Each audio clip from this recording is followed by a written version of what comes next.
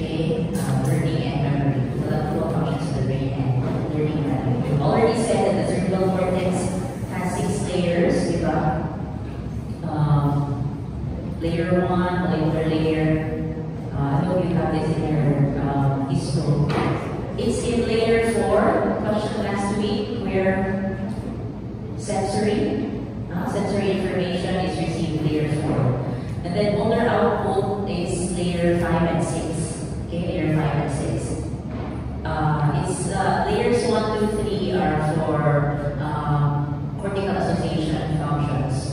And it's around this thing and only in surface area 1.5 square meters. But it contains 100 billion neurons of 3 types, so the granular, fusiform, and pyramidal neurons in the different layers. Okay, it's the layer 4 where sensory information is received. The cerebral cortex has a very special relationship with the thalamus. Okay, there are anatomical and functional relations of the cerebral cortex to the thalamus and other lower centers. In this picture, you see these areas of the cerebral cortex associated with the different parts of the thalamus. These are parts of the thalamus, and their association with the cerebral cortex. Dorsalis medialis in the frontal lobe of the cerebral cortex, the ventralis, lateralis, and posterior lateralis, lateralis posterior. Okay, these are parts of the thalamus. Because when the thalamus is damaged along with the cortex, the loss of cerebral function is far greater than when the cortex alone is damaged. Because the lack of excitation of the cortex is necessary for almost all cortical activity. So that's why we call it the thalamocortical system. So the cortex does not act alone. It functions together with the thalamus from the lower brain through the thalamocortical system. And last time we have these areas of the cerebral cortex. But I told you that the cerebral cortex is divided into broadband areas so that you can pinpoint which area is associated with which activity. So we have already established that this is the central gyrus.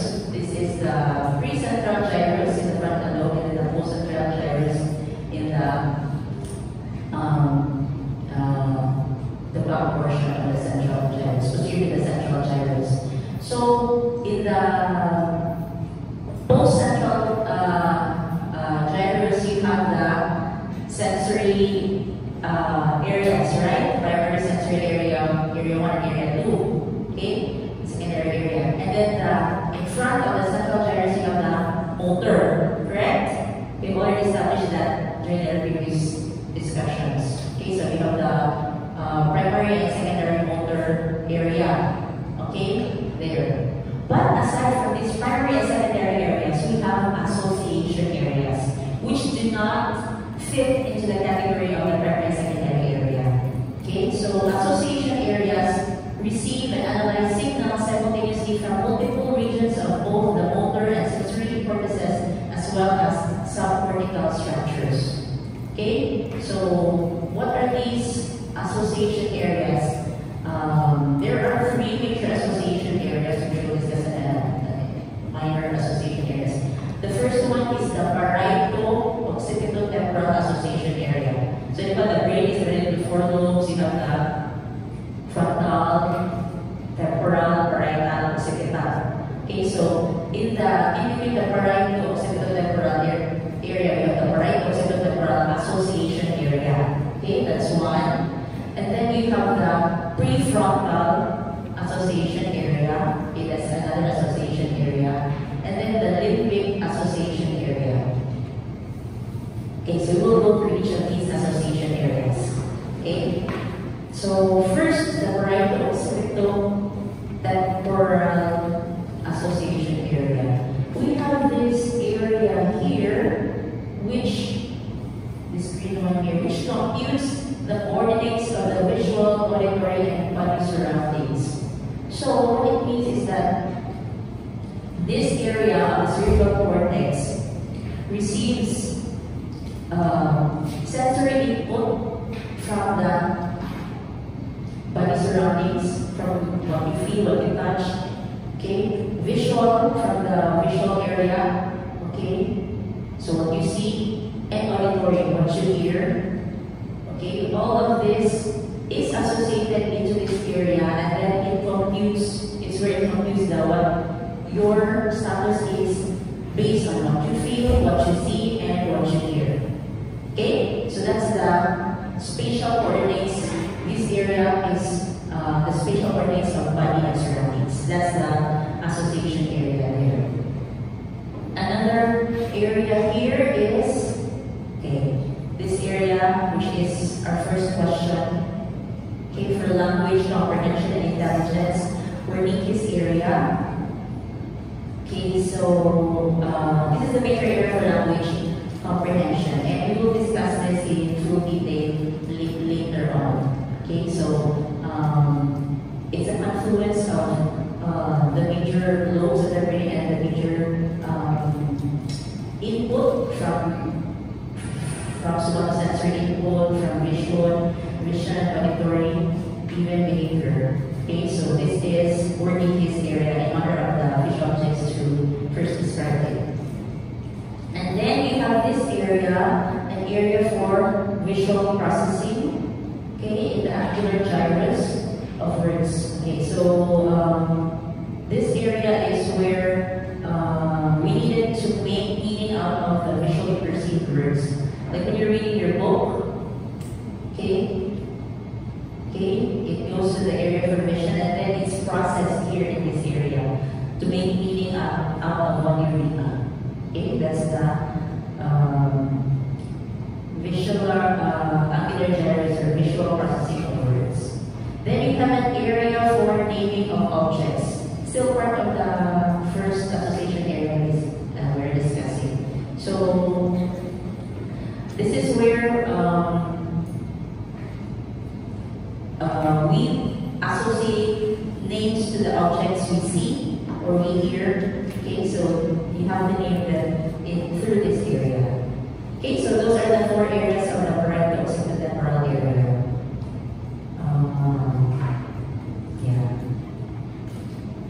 And then we have a minor area here, which is Broca's area for word formation.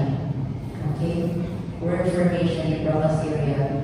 It is very near the prefrontal association area, which carries out thought processes and elaboration of thoughts and store working memories. Okay, we have already discussed a little bit about this in motor planning complex movements and elaboration of thoughts. This area we'll discuss more this later on is important in storing working memory. Like when you're playing piano, for example, or you're gonna do this, but then you have to store that information first before you proceed to the next. Okay, so this is in the prefrontal area. This is also for elaboration of thoughts. Okay, and then we have another area on the other side of the brain for facial recognition. Okay, in the other side, occipital lobe. And if there is damage to this area, this leads to inability to recognize faces. So, or prosopagnosia. Okay, so those are the association areas. The one in question in the exam, Wernicke's area, a general comprehensive interpretive function of this part of the lobe. It's called a general interpretative area, also known as gnostic area, knowing area, or tertiary association area. If this area is damaged, a person might be able to see and hear perfectly well. Like when they read a book, they can they know that they are reading the word, they understand the word. When they hear the word, they know the meaning of that word. But the interpretation of the thought process of what was read or what was heard cannot be interpreted if there is damage in this area. Okay, so that's the Wernicke's area.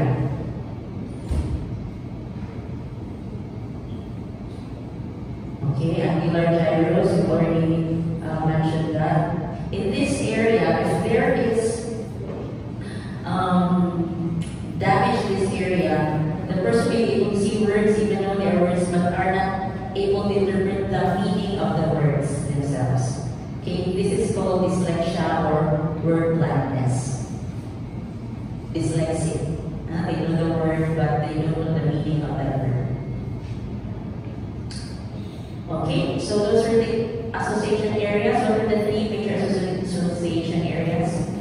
Parietal, occipital-temporal association area, prefrontal, and limbic area, which we will discuss more in behavior motivation. So, you know the functions of those areas now. Okay? Now we have the concept of cerebral lateralization, then the concept of dominant hemisphere. The general interpretive functions of Wernicke's, angular gyros, as well as speech motor control areas are usually more highly developed in one cerebral hemisphere than the other. In most people, it's the left hemisphere. That's why most of us are right-handed, because our left areas for our Wernicke's area are angular gyros, and there's somatic, speech, and motor control areas are more developed in the left side, the left hemisphere, the left side of the brain. Okay? Okay, so this area of the brain, prefrontal association area, as you've already mentioned, is important for planning complex movements and elaboration of thoughts. So that if there is removal of this area of our brain, there is decreased aggressiveness and inappropriate social responses, inability to progress toward goals or carry through sequential thoughts, and lost ability to solve complex problems. That's the importance of the prefrontal association area.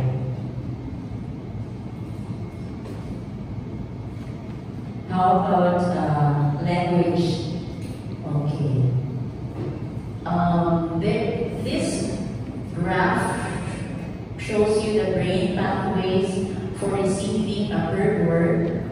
Okay, receiving a heard word. So here is auditory area.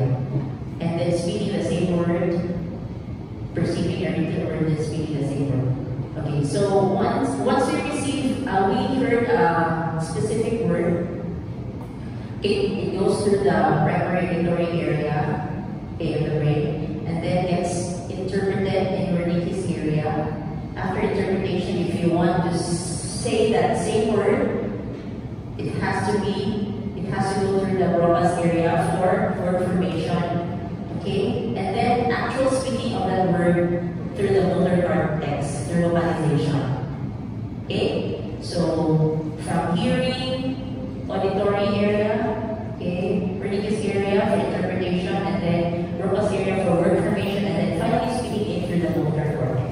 It's the flow of input of language and output.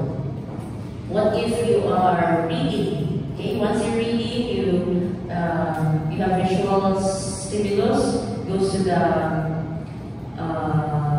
nerves, and it then ends up in the primary visual area, and then into the angular gyros for interpretation, and then final interpretation in Wernicke's area, and then Broca's area for word formation if you want to say that word you read, and then finally into the motor cortex for actual vocalization. Okay, so that's the pathway for speaking a heard word and read word, visualized word. So if there is a problem in the Wernicke's area, we call Wernicke's aphasia, the person is capable of understanding either the spoken or written word, but are unable to interpret the thought that is expressed. Okay, if the problem is in this area, the person can understand the word that is spoken or So if the problem is motor, the person is capable of deciding what he or she wants to say but cannot make the vocal system, but emit words instead of voices. Emit words, yeah, instead of make the vocal system emit word instead noises that you know. Okay, so if the problem is motor, the person can understand the written or spoken word, it's interpreted. If there's no problem in Roma's area, words can be formed, but if it's speaking, if it's ear, motor, they cannot verbalize it. Okay? So, if a person cannot verbalize a word, you have to identify which area is deficient, is problematic. Like for example, if they just cannot say the word, just because the area that's affected is Wernicke's, they didn't really understood, no? They weren't able to interpret it. But if motor aphasia, they did understand, they were able to form the words, but they just cannot articulate or vocalize the word. Okay, so which one do you think is more traumatic to a patient? Number 2, yeah, because you know what you want to say, but you cannot say it. There are other ways of communication, not just through speaking. Okay, so question number 2. Important for transferring thoughts, memories, trading information between the two cerebral hemispheres. Okay, it's the corpus callosum and the third hemisphere for behavior. Okay, so it's between the two hemispheres.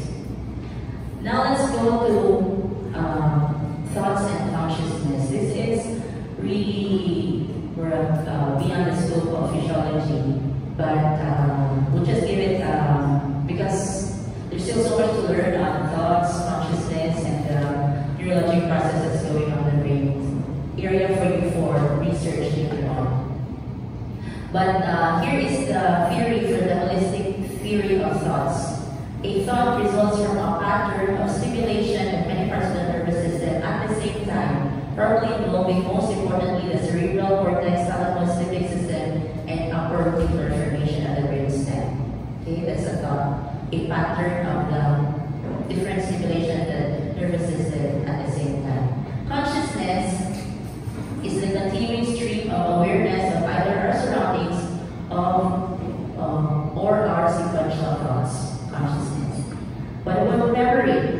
Memory, these are stored in the brain by changing the basic sensitivity of synaptic transmission between neurons as a result of previous neural activity. So there should be previous neural activity in order for it to become a memory.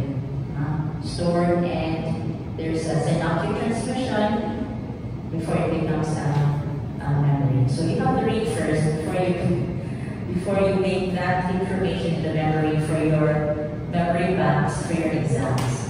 Okay? You cannot make it a memory if you haven't encountered that yet. Diba?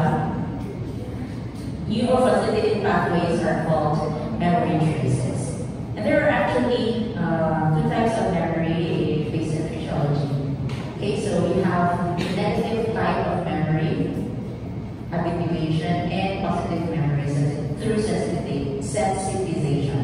So, in habituation, it results from inhibition of the synaptic pathways for the type of information that our brains consider as of no consequence and therefore ignores it. So, if our brain receives all the sensory information every day, and then everything gets stored, the capacity of our brain will be maximized. But because of this type, where these kinds of information are of no consequence, and therefore they ignore it, they become inhibited through habituation. Okay, they did not get remembered. Okay, then it's a negative type of memory. And then you have the positive memory. It results from facilitation of the synaptic pathways for incoming information that causes important consequences, such as pain or pleasure, which the brain automatically enhances and stores as memory traces. So those sensory information associated with pain or pleasure, or these sensory information has potential consequence later on. So this becomes facilitated in the synaptic pathway and they become stored as positive memory through sensitization. Okay? That's positive memory.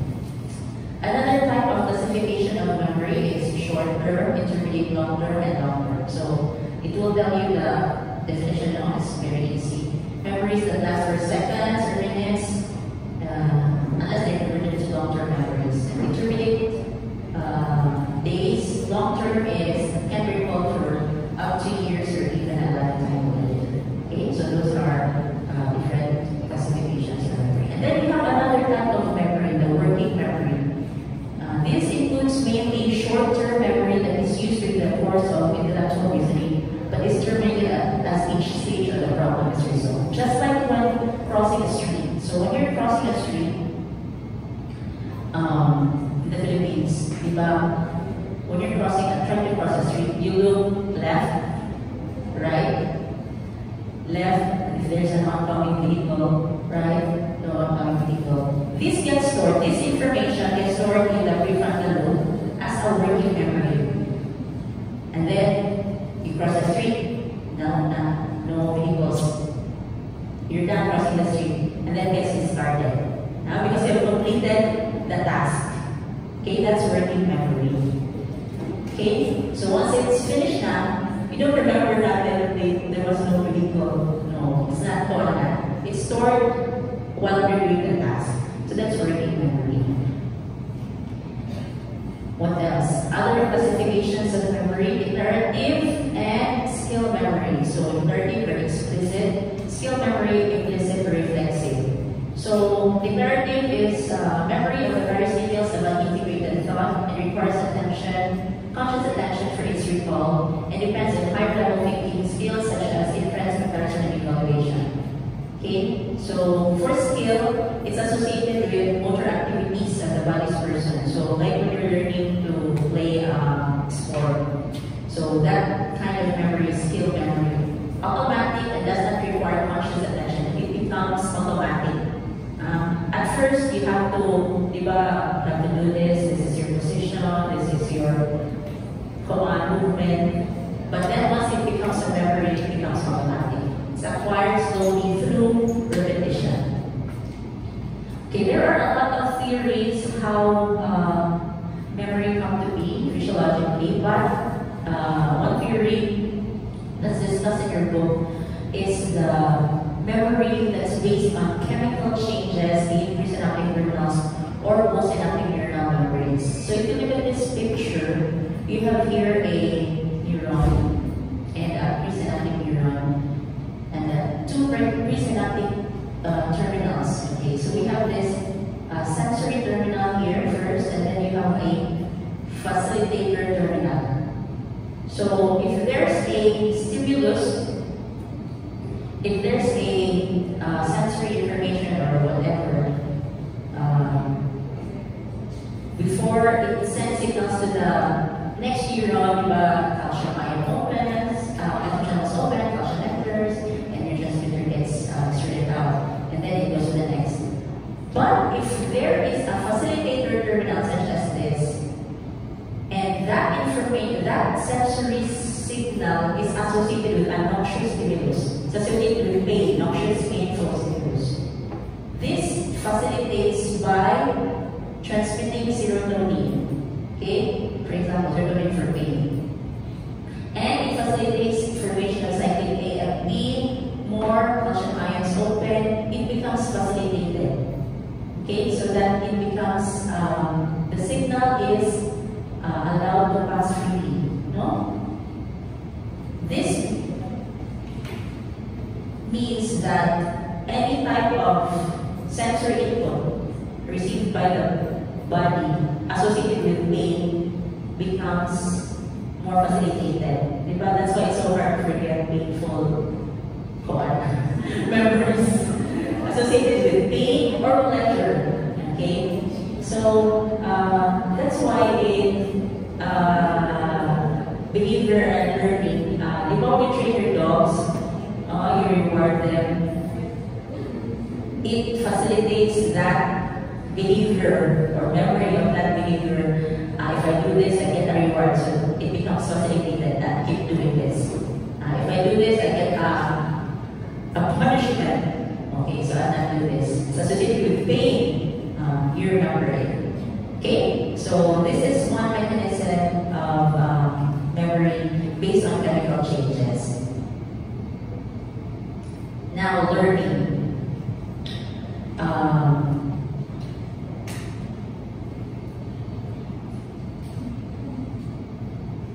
The number of neurons and their connectivities often change significantly during learning. So when you're learning, like, you know, when we're as kids, as babies, when they're learning a lot of things every day, new connectivities are always formed in their brains. That's why they're not supposed to be getting stimulated by excessive screen. We have recommendations now for babies who are still learning. They have to go through the usual process of learning. I have this, I know this patient who, as a baby, she was a special kind of baby because she was born after a miscarriage by the parents. So she was really pampered. She was not allowed to crawl. When she was a baby, she was always hearing, she was crying. So she was not allowed to crawl. But when she was 6 years old and starting to go to school, the parent noted that she cannot process like a question. When you ask her, she just repeats the question. She will not answer. She just echoing the question.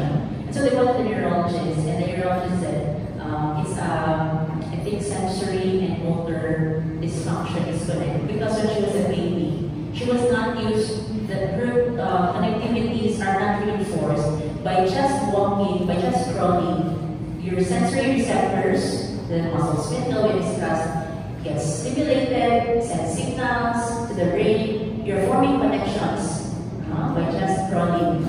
And because it was not facilitated early on, then there is disconnect from the sensory to the motor. That's why she was at 6 years old. Her rehabilitation. She has to crawl like that to facilitate these neural connections. Okay, so the same with use it or lose it. If you don't use your neurons, you use it, and your connections. Use it or lose it. Just keep reading. The same with in my lecture in anesthesia, just this week. One of the risk factors for post-operative cognitive decline, or when you have memory loss after surgery, is a poor educational status. Why? Because if you have poor educational status, you are not used to reading and using your connectivities of the brain, from your eyes, your brain, or to the brain. Okay, so you're more likely to lose it faster than those with higher educational status. Okay? So for you are at the higher levels of education, you're less likely to have cognitive decline later on. So once you get older, just keep reading, just keep learning. Okay? Use it or lose it. Learning. And never stop learning, child. And then, what else? How do you know when you have learned? How about in physiology? How do you know when you have learned? Because it's your exam. That's one way. But actually, in the real world, there was this test they did. They had a seminar on driving lessons. They had driving lessons, a seminar. After the driving lessons, the participants took the exam. A lot of them passed. Then they went home. There was a camera that they were kind of part of the kind of test is to see what they would do when they were in their cars. But a few of them had fastened their seatbelts before driving. That means a few of them only really learned what they have learned in the seminar because they have applied it. Okay, so learning is when there is already application of the knowledge you have gained. So when will you truly ever learn that your physiology or learn your physiology? So you have when you have application Okay? Do not on your lab. Application lab is application of what you have learned here in the classroom. Okay? And then later on your clinical years, me, I'm still learning. I continue to learn every day. We learn something new, and then we apply it. So this is the effect. Okay? So in your clinical years, you'll be able to apply what you learned now in physiology in your patients that you see. Okay? Hopefully later on. Then we will see if you really learn. Because I will see you in your internship.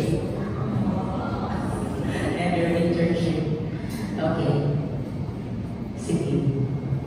So for memory that we consider consolidated, there has to be reversal. No? Reversal. It has to be repeated. Repeating 1,000, not just one. It's not memory. It can't be enhanced. Except that if it's associated with pain, no, or pleasure. Okay, for short-term memory to convert into long-term memory, the memory evolving circuit, it has to be consolidated. So reversal enhances the transference of short-term memory into long-term memory. That's why you keep repeating it. Mastery. In your learning, in your books, reading it first, get the whole picture, step back, get the whole picture, then that lecture gets enhanced, then when you go home tonight, read again. Oh, that's already 3 times. Okay? That's reversal. Reversal enhances that short-term memory to become long-term memory. A person can remember small amounts of information studied in depth far better than large amounts of information studied only superficially. So that's why I was studying physiology as a medical student.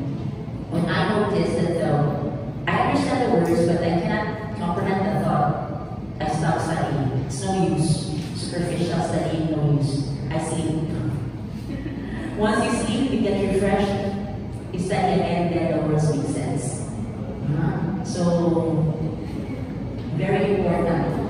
Because sometimes you study whole night, but in the morning, nothing. Nothing is consolidated. So, study in depth. Depth is more important than amount of time. Quality over quantity when it comes to studying. A person who is wide awake and consolidate memory is far better than a person who is succeeding mental fatigue. Okay? So, you're in fatigue na, no use. New memories are codified during consultation. Meaning, if you're learning something new about an animal, for example, reading and you learn something new about an animal, that information is coded in the brain, so this comes into the folder for the animals. It stays there together with the animals, information about the animals. It's coded, and it's stored there, just like a computer. Okay, another part of the brain associated with memories that you put out most external storage of memories.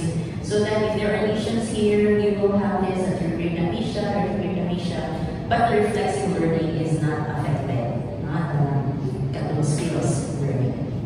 Okay, that's for learning. Interesting, no?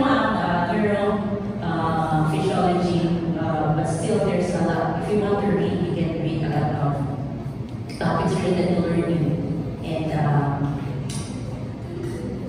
to really help you. There's this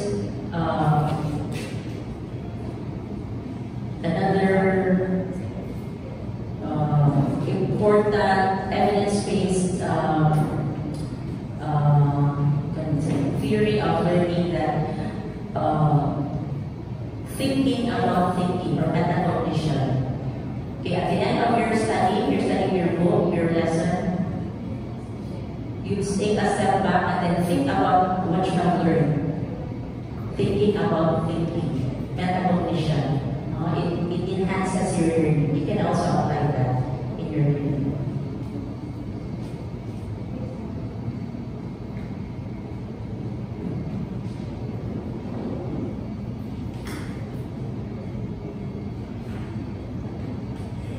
Let's go to the next. Behavior and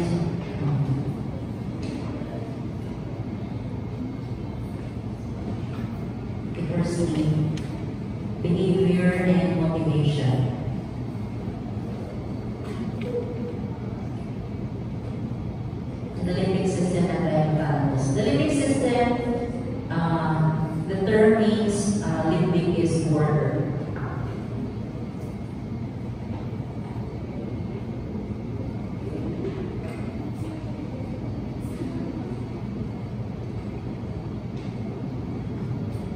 part of the brain control activity levels in different parts of the brain and motivational drive. So we have this in your book, the reticular acceleratory area of the brainstem. So here, this big area here, the reticular substance of the pons and the mesencephalon, is the central driving component, or also known as the old reticular facilitatory area.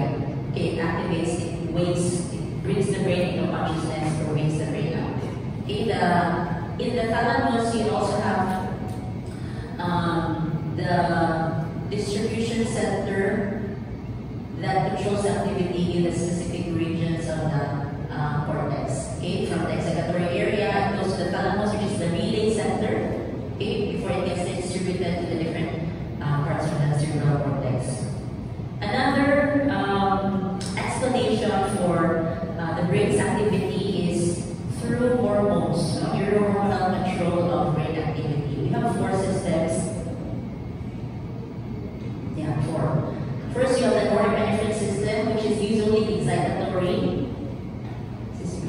The locus cerebrus, and sends signals to all parts of the brain. The dopamine system, which is both excitatory and inhibitory, into the basal ganglia. If you remember, damage to the basal ganglia associated with loss of receptors to dopamine leads to Parkinson's. Okay, so this is also part of area which controls brain activity. Then you have the serotonin system, which is usually inhibitory in the midline structures of the brain. And the last part, last neuronal center is the gynatocellular neurons of the reticular formation, which secrete acetylcholine. So this also, I remember this one came up in the board exam.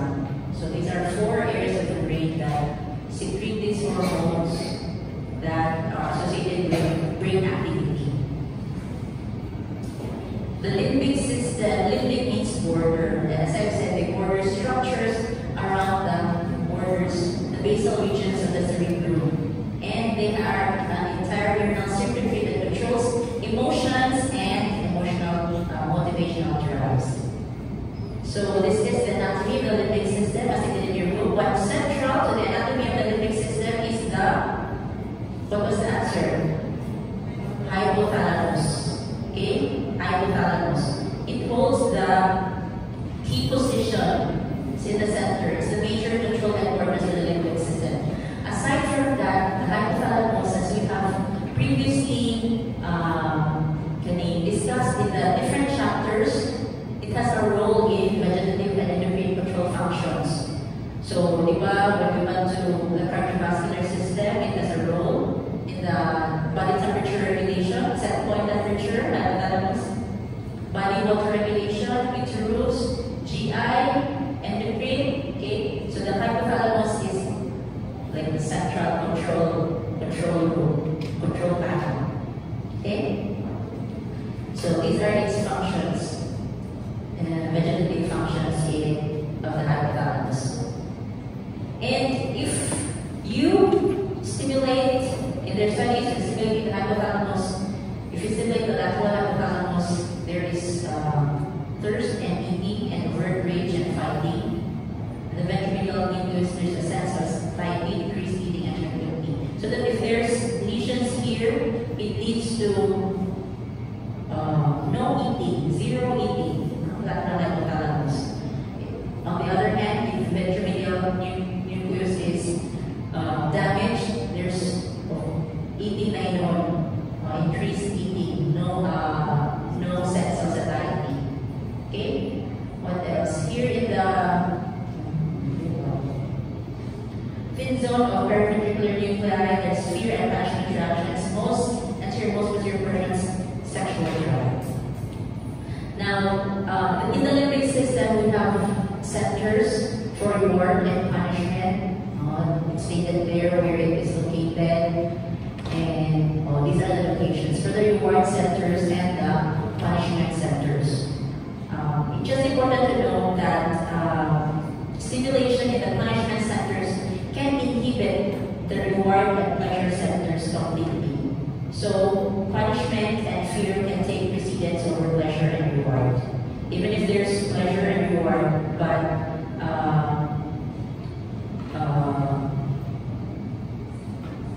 there is punishment, okay, it can inhibit these reward centers.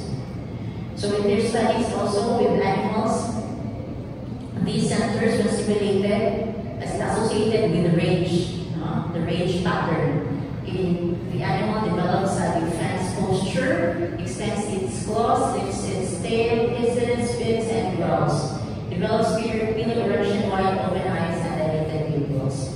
So the rage factor when these punishment centers are stimulated. On the other hand, if the reward center is stimulated, it results in passivity and tameness. Okay. So what is the importance of these centers? Everything we do is associated with reward and punishment. If you do something that's rewarding, okay, we continue to do it. But if there's something that's punishing, we do not study and we fail, we don't do it anymore, right? We study again. Therefore, the reward and punishment centers undoubtedly constitute one of the most important of all the controllers of our activities. This is what drives us to do this and do that, right? So we have clinical effects, clinical significance of these reward centers. If you give tranquilizers, it inhibits both the reward and the punishment center. So no affect now. If you give tranquilizers, nothing is going to affect it. They're not going to be enraged, and they're also going to be co-antidepressant tranquilizers. Importance of reward or punishment in learning and memory, as I've said, in training dogs, through giving rewards, you reinforce. But if there's no reward, it becomes habituated, no effect, so it is not reinforced. Okay? And then lastly, second to last, you have the hippocampus, which, as you said earlier, is important in learning. And if there is bilateral removal of the hippocampus, hippocampi, it leads to anterior brain amnesia. Anterior brain amnesia. And the last structure here in the limbic system, amygdala, in the temporal lobe, it's like the window because it has abundant bidirectional connections with the hypothalamus. And if they are stimulated, there is rage pattern, involuntary movement, same as hypothalamus. If there's damage or lesion of the amygdala, that patient will have the Kluver-Bucy syndrome. Patient is not afraid of anything, extreme curiosity about everything, forgets rapidly, tendency to place everything in its mouth, and sometimes even tries to eat solid objects, and strong sexual sex drive. Okay, that's Kluver-Bucy syndrome.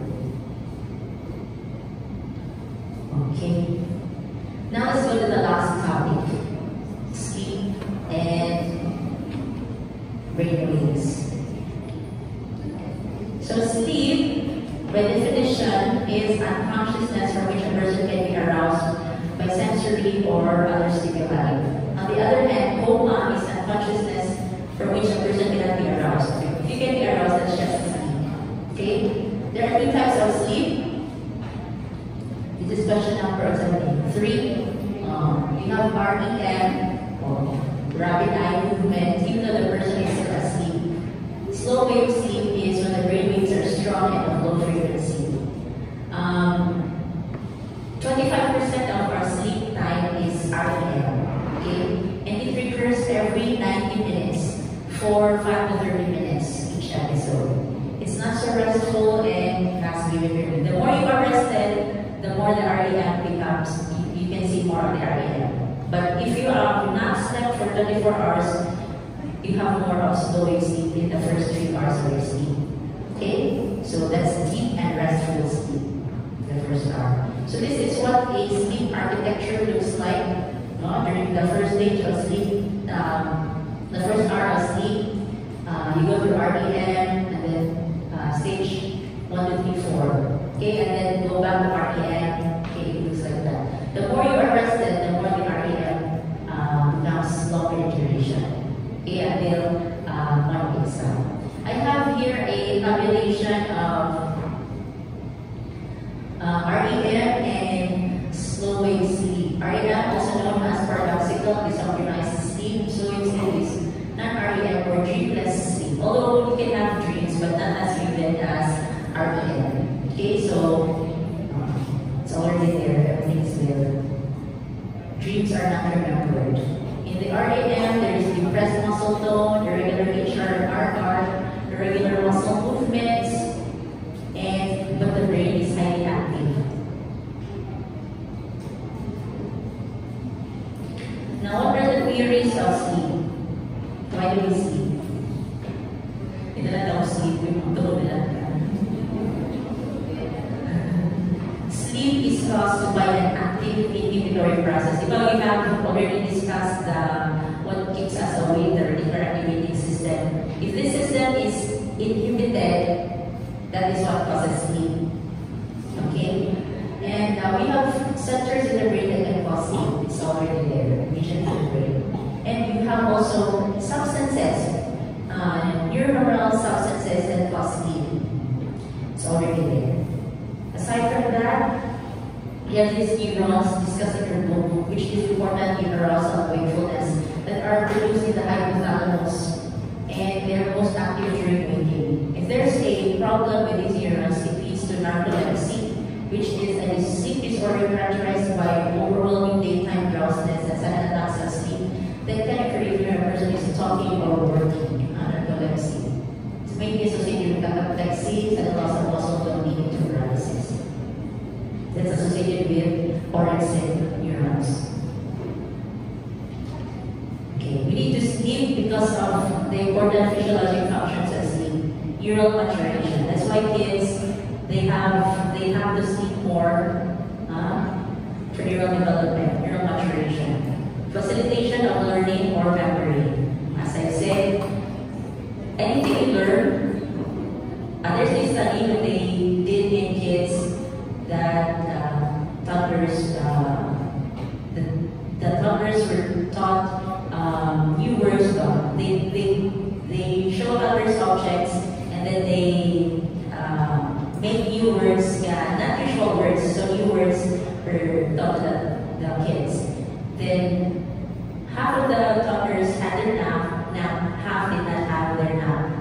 After the next day, when they were asked the objects, those who had taken their nap were able to remember the words that were introduced to them the day before, while those who had not taken their nap were not able to remember.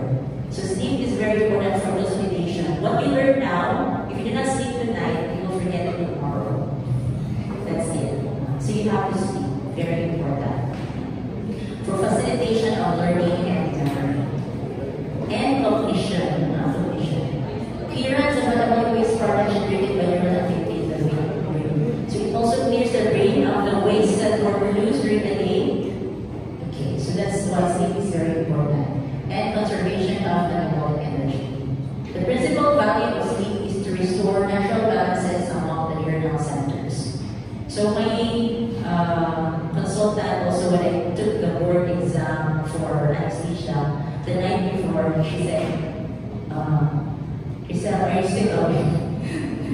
Studies show that's her actual words. Studies show that those who sleep the night before their exams fare better than those who don't sleep. So sleep na mo.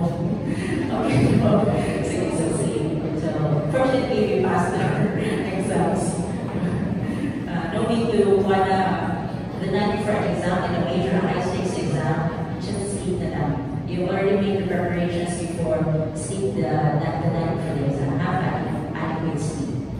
Because if you have no sleep and then you take the exam, the things that you what is this ganit? You can't remember. You lose to concentration, cognition, memory. So it's better to have sleep. Okay. Associated with sleep and wakefulness, we have brain waves.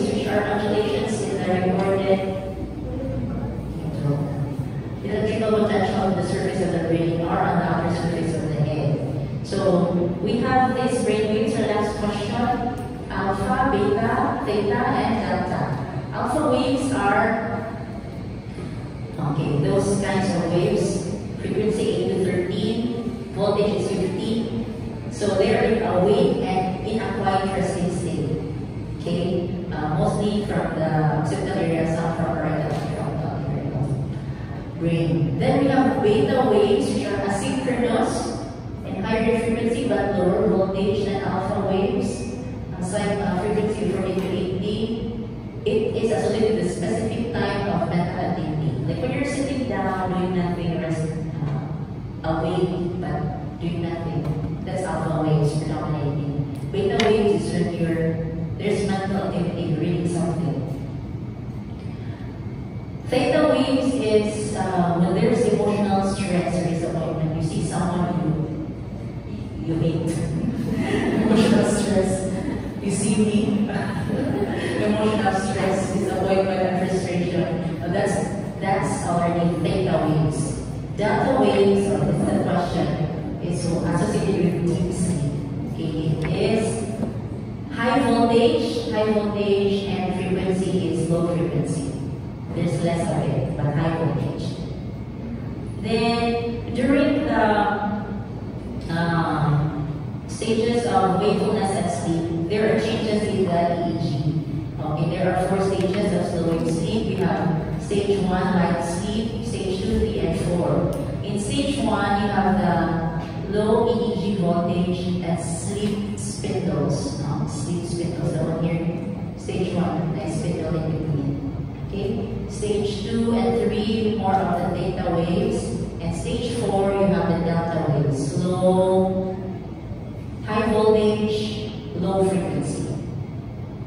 Okay? And it is you to read the seizures.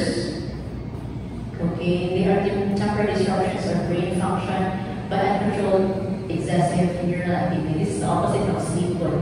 It enhances brain activity. Okay, it could be focal or generalized. Focal is in one area, generalized whole. Okay, so and know these terms in your book. And the difference between generalized seizure, I think there's one question here in this seizure that's between generalized and absence seizure, retinal seizures. Okay, that's it. So, for the exam, that's from cerebral cortex, learning, memory, and then behavior, motivation, and sleep and brain waves. Okay, for the exam on Tuesday. Check out. Okay, if you have no more questions, you can go to your lab. For those who have lab, last 2